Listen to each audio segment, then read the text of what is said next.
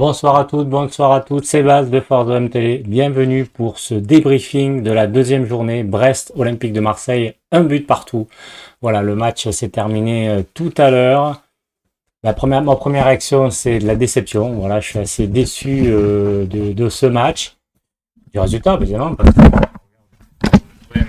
pourrait espérer gagner, surtout avec les promesses qu'on avait eues au premier match. Et puis voilà, c'est quand même un adversaire qui est à notre portée. On avait quand même on avait emporté 4 buts à 1 la saison dernière. Donc je m'attendais à autre chose, en tout cas pas un OM bousculé comme ça a été ce soir. Match décevant, voilà, match décevant de l'OM, bousculé, grandement gêné par le pressing brestois. Dans le jeu, l'OM a été trop imprécis, a fait des erreurs techniques, s'est créé trop peu d'occasions.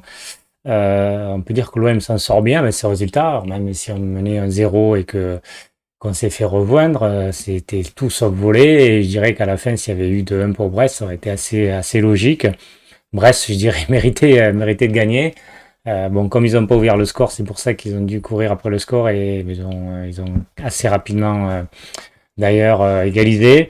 Voilà, l'OM n'a pas eu l'intensité, le rythme, le mouvement, la créativité, les occasions qu'on avait pu voir face à Reims, un OM dominateur qui avait totalement maîtrisé son sujet. Ça n'a pas été du tout le cas là. Voilà, l'OM a été vraiment bousculé, dominé par cette équipe bretonne qui, au contraire, elle a bien réussi à mettre en place son pressing et à jouer dans les intervalles et à jouer très rapidement. On a été vraiment gêné à la fois quand ils partaient en attaque placée ou en attaque rapide, enfin en contre, ils procédaient souvent en contre quand même. On avait du mal à les arrêter, soit on faisait faute, ou soit on les laissait partir et c'était ensuite dangereux pour nous.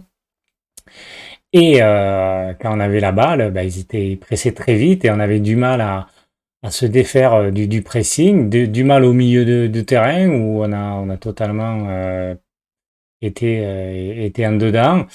Et ensuite, trop de gestes imprécis devant pour espérer se créer plusieurs occasions, même si effectivement on était pressé, mais ça explique pas tout. Donc voilà, alors déjà, on va commencer par la composition de l'équipe. En fait, c'était absolument la même que celle alignée face à Reims. Donc Payet était de nouveau sur le banc, Balerdi avait été préféré à Isaac Touré, Verretou était sur le banc aussi, et on avait Alexis Sanchez qui était sur le banc, bon, c'est un peu logique, il vient d'arriver il n'y a pas longtemps, et Dieng qui était toujours en tribune. Voilà, donc il y a quand même d'entrée, quatrième minute, une grosse occasion de Guendouzi qui fait un joli petit pont dans la surface, qui tire, c'est dévié par le goal et un défenseur dégage sur sa ligne. Donc on s'est dit, bon, ça commence pas mal, une très belle action de Guendouzi. Et puis après, ça a été tout, quoi. Ça a été tout. L'OM a été totalement dominé dans les 38 premières minutes. Même, je dirais même toute la mi-temps, ça s'est un peu amélioré quand on a marqué, mais bon, voilà, très imprécis dans les contres, dans les attaques placées aussi. L'OM ne parvient pas à se défaire du pressing et de l'emprise de Brest. Et on marque vraiment, c'est le hold-up, on marque sur notre deuxième occasion, c'est même une deuxième puisqu'on se la procure celle-là, corner en retrait d'Under pour Klos qui est assez loin et qui fait un superbe long centre au deuxième poteau pour Tavares. Bon, on voit bien que c'est travaillé l'entraînement et qui lui pousse au fond. Superbe combinaison, 0 à la 38e. Bon, merci, au revoir, on va dire. On fait le hold-up parfait et on arrive à la mi-temps comme ça. Bon, c'est un peu miraculeux, quoi. C'est vrai qu'on ne mérite pas du tout de mener au score. En plus, qu'on méritait peut-être de finir à 10, puisque Milik a fait 3 grosses fautes, 3 coups de coude. Un, il prend un jaune, et les autres, franchement, il doit prendre le rouge, il faut être honnête, il doit sortir. Voilà. Under transparent aussi, qui est complètement passé à côté. Et du coup, qui est remplacé par Alexis Sanchez, voilà, de suite. Donc l'OM est un peu mieux en début de seconde période, on voit que c'est un peu mieux techniquement, mais subit trop, ouais, et sanctionné logiquement par un but. Alors même si ce corner est inévitable parce que c'est une faute technique de Klose quand il contrôle, mais après il faut marquer le but parce que il est très très loin, laisse Melou et il fait une super reprise, rien à dire, un partout, 61e. Donc voilà, donc on se dit, ben là, il va falloir faire quelque chose. Alors après, il y a une grosse faute d'après moi sur Guendouzi. Alors j'ai pas revu les ralentis parce que ça buguait à ce moment. J'ai dû relancer ma machine et donc j'ai pas vu les ralentis. Mais enfin moi, en direct, je me suis dit, il y a penalty sur Guendouzi. Enfin bon, voilà. Et juste après, donc on fait trois changements, Payet, Verretou et Bakambu. On peut pas dire que ça a apporté beaucoup, quoi, hein. Ça n'a pas apporté beaucoup. Juste avant, donc voilà. Juste avant, bon, juste avant, il y avait quoi? Il y avait Bakambu peut-être un peu. Non, après, pardon. Enfin, après, voilà. Donc, quelques petites situations après, mais très mal jouées devant, ou Payet, à un moment, fait un mauvais contrôle, ou Bakambu, ça mêle un peu les pinceaux, ou Alexis Sanchez ralentit un peu le jeu, ou Guendouzi fait une mauvaise passe. Voilà, et après, quand il y a un centre de paillettes qui est trop long, bon, en fait, il y a hors-jeu. Donc, c'est vrai qu'on n'a pas, sur la fin de match, on n'a pas vu que l'OM pouvait aller chercher la victoire et on ne sait même pas s'il la voulait vraiment. Donc, les entrants n'ont pas apporté non plus grand-chose. Il ne faut pas reprocher à Igor Tudor les changements, hein. Il a fait d'entrée dès la deuxième mi-temps, il a mis Alexis Sanchez, il a sorti Under qui était transparent.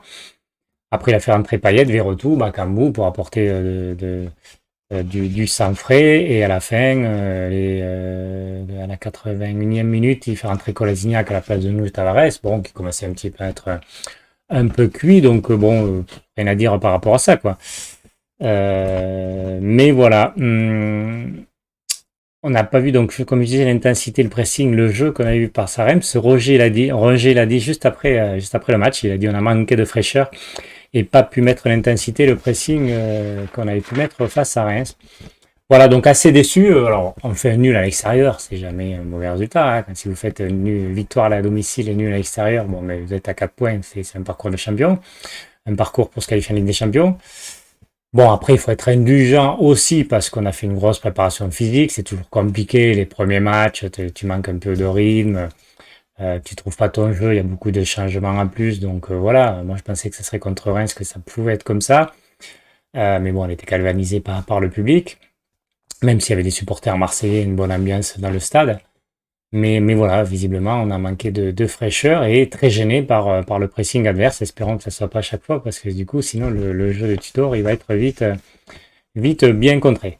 Voilà, je vais vous faire maintenant les tops et les flops, hein, le conseil de classe avec. Donc, pour moi, après je mettrai en détail. D'abord, je vous dis les tops et les flops. Pour moi, les tops, il y en a trois. C'est Klose, Tavares et Gigot. Je vais venir après dans le détail. Et pour moi, les flops, il y en a 5, ce qui explique du coup le match décevant de l'OM. Milik, Balerdi, Rongier, Gerson, Under. Voilà pour les tops et les flops. Et en détail, je vais vous dire tout ce que j'ai pensé de tous les joueurs, de chaque joueur. Blanco, alors il fait un dégagement limite juste avant sa ligne, une passe de Balerdi qui est pas non plus catastrophique, hein. Il passe en retrait et l'autre il l'attend. Blanco attend que ça soit sur son pied droit pour dégager. Il a failli se prendre un but. En plus, c'est le pressing adverse. Bon, c'est un peu limite. Mais après, deux bons arrêts. Alors, c'est vrai qu'il sort jamais sur les corners, tout ça. Bon, sur la SPNU, il ne fallait pas aller le chercher puisqu'il est en dehors de la surface. Mais bon, il n'y a pas grand-chose à dire sur Blanco. Deux très bons arrêts. Il n'y a pas énormément d'arrêts à faire. Sur le but, il n'est plus rien. Après, un poteau, il ne peut rien non plus. Donc, bon, il n'y a rien à dire sur Blanco. Klose, alors Klose, c'est encore un gros match de Klose, c'est de très très bonne anticipation, une passe décisive avec le long centre long précis sur Nuno Tavares. Offensivement, il apporte beaucoup, il prend son couloir, il va à l'intérieur, il tire les corners aussi, les coups francs. Techniquement, c'est propre, c'est dangereux, quoi. Ça se montre dangereux, donc c'est vraiment très très intéressant, Jonathan Klose. Samuel Gigot, moi je trouvais qu'il a fait un beau match. On était un peu en attente par rapport à lui. Il gagne ses duels, il est toujours près du défenseur, toujours à la limite de la faute, dur sur l'homme, solide. Prend pas de risque quand il faut dégager, il va dégager en touche. C'est pas le gars qui va prendre des risques. Donc moi, je trouvais très bon le Samuel Gigot. Si on a un Gigot qui fait ses performances à chaque fois, je trouve que ça va être intéressant. Mbemba, bon, bonne lecture. Bon, après, on l'a pas trop vu, mais bon, je pense qu'il a pas trop eu à se montrer. Balerdi, il défend mal, quoi. Il défend mal. À un moment, à la limite, il fait un penalty. Ouais, c'est pas convaincant. Balerdi, vraiment pas convaincant.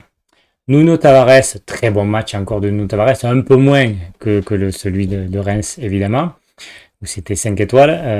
Un bon centre en début de match, deux très bonnes remontées de balles, un but, des percussions. Techniquement, on voit qu'il est à l'aise. Bon, il s'est un petit peu emmêlé le pinceau à un moment, mais il trouve vraiment, il arrive à trouver les bonnes passes, quoi. Il sent le jeu, on sent vraiment le jeu, donc très satisfait de Nuno Tavares.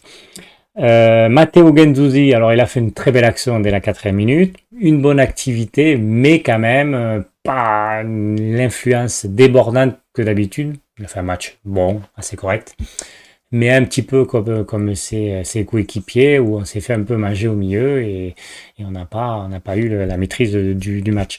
Rongier, ben, du coup, il a été totalement noyé par les milieux brestois, débordé, pas son avantage, pressé d'entrer dès qu'il y avait le ballon et après il courait toujours après les milieux attaquants bretons, donc c'était un match difficile pour Valentin Rongier. Gerson, je l'ai trouvé aussi très très moyen, médiocre. Il y a un moment, il se la joue trop facile, il perd des ballons, il rate des balles, il a manqué d'agressivité. Voilà, il a été un peu trop mou et il n'a pas apporté offensivement. Donc, mauvais match de Gerson, il faut le dire quand ça arrive, quoi. Ouais, je voulais dire, ouais, j'ai déjà dit, je crois que Tavares apporte beaucoup offensivement. Alors Sanchez, il est rentré en deuxième mi-temps, il a fait quelques petits gestes intéressants. Bon, on voit qu'il manque de rythme et puis surtout, il n'a pas eu trop de ballons, mais bon, on voit qu'il a le geste technique, il sait se retourner, il est à l'aise techniquement, il peut jouer court avec Payet à un moment, donc très intéressant. Payet, ben, assez transparent, hein. Les 23 minutes qu'il est rentré étaient transparents. Bakambu, trop imprécis. Alors Under, c'est vraiment un gros flop ce soir, beaucoup d'erreurs techniques. Il a tout raté, quoi. Il a tout raté, tout ce qu'il a entrepris. C'était toujours à côté. Non, vraiment très décevant, Sanjay Zunder. Et là, c'est bien, moi j'aime bien quand il y a un Igor Tudor, un entraîneur comme ça qui va pas attendre la 60e pour le changer. Déjà, dès la 23e minute, il a fait chauffer Payet et Bakambu, donc il voulait déjà le sortir. Donc il avait déjà l'idée de le sortir à la mi-temps. Donc ça, je trouve que c'est bien que ça a changé. Bon, après, c'est toute l'équipe qui n'a pas été très bonne, donc ça n'a pas changé trop la physionomie du match. Et Milik, mauvais match, hein. Un carton jaune rapide, 3 coups de coude, qui aurait mérité, il aurait mérité de sortir, il aurait mérité de prendre un rouge. Milik, moi je l'aurais sorti à la mi-temps parce que j'ai tellement peur qu'il prenne notre rouge. Et pas dangereux, quoi. Pas influent, quoi. Pas influent sur le jeu de l'OM. Donc ça fait deux matchs quand même, Milik, il va falloir un peu qu'il se mette à l'endroit. Under, il a fait un mauvais match, mais il a fait un assez bon match au premier. Bakambu a été décisif. Luis Suarez a été décisif le premier match. Donc il va falloir un peu que tu te secoues, surtout qu'Alexis Sanchez, quand il aura le rythme, je pense que tu joueras pas beaucoup. Voilà les amis, on va clôturer ce débrief. Donc ben, voilà, pour résumer, un OM décevant, qui on peut dire arrache un nul parce qu'on ne pouvait pas espérer la victoire ce soir, vu la physionomie et vu la production qu'on a livrée ce soir. Voilà les amis, je vous souhaite à très bientôt pour Flash Mercato et peut-être pour d'autres sujets. Voilà, au revoir.